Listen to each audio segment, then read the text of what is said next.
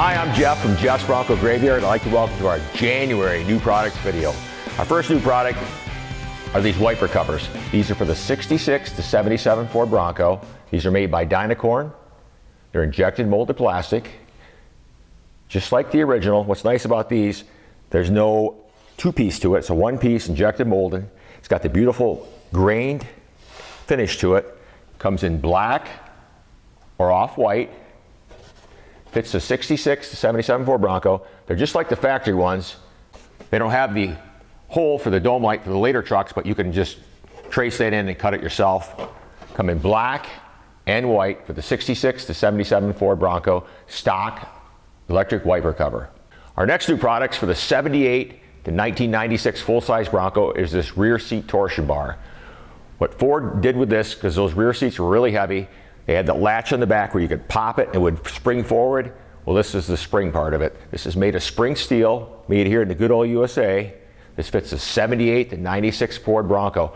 What this does is, when you push the seat down, it'll twist it, and you lock it in the latching position. Then when you release it, it springs back into place, helping you lift the seat so you can put more cargo in your big Bronco.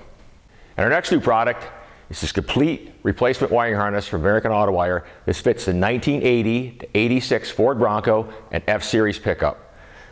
What you see in front of me here, basically, the kit comes in 3 units. It's all together. This is the IP unit, instrument cluster unit. This is this brand new heavy-duty fuse box. This mounts in one stock position. You have to drill one new hole to mount this. Comes with a new light switch, wiper switch, brake light stop switch. Bunch of switches under there, but it's all basically plug and play. What's nice about this, they recommend you take the dash out of your vehicle, set it on your workbench, and then wire it, then reinstall it. What's nice about this, they did the legwork on it. If you have gauges or if you have just the regular lights, they give you 2 adapter harnesses to plug in. You just plug it right in the harness and away it goes. This is the 1/3 of the harness you get. The other third, you have the engine bay compartment. There's a right side harness and a left side harness for that. Then you have the underbody harness, which is your taillight harness, chassis and taillight harness, which goes back and gets your gas tanks and goes back to the taillights. They do have, there's 5 optional harnesses you can purchase with this. There's an early air conditioning harness, a later air conditioning harness, and then if you have a pickup truck with dual tanks, there is also a harness you can buy for that, which plugs right in. Then if you have the 80 to 86 Bronco, you can buy, there's a rear tailgate harness. Then if you have the upgraded with the window with the defrost on it, there's another harness for that. But this is all from American Auto Wire, made here in the United States. Complete wiring harness for the 80 to 86 Ford Bronco and F-Series pickup.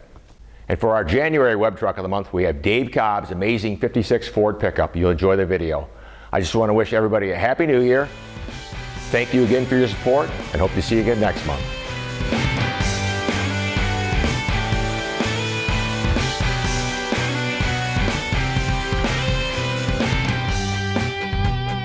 Well, it's a 1956 Ford F-100. Came originally out of Oklahoma. Got used up on the farm down there as a wood hauling truck. And it was left abandoned next to the barn, sunk up the axles in mud.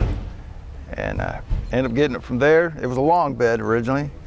And I shortened it up, modified pretty much everything underneath. Completely disassembled it and sealed everything on the bottom, sandblasted everything on the bottom, all the sheet metal and everything, and then sealed it so it won't rust, no more rust to it. And got a 4-link rear end in it, Ford 9-inch, 355 gears. It's a 302 with a blower and fuel injection. Got a cam in it, the headers, all the little goodies kind of thing in that, and I drive it a lot. I've got 85,000 miles on it in the last 10 years that I've been driving it. It's a T5 Tremec, so it's got the 5-speed overdrive. Running down the highway, you can run 80 miles an hour all day long. It'll run about 2,500 RPM at 80 miles an hour.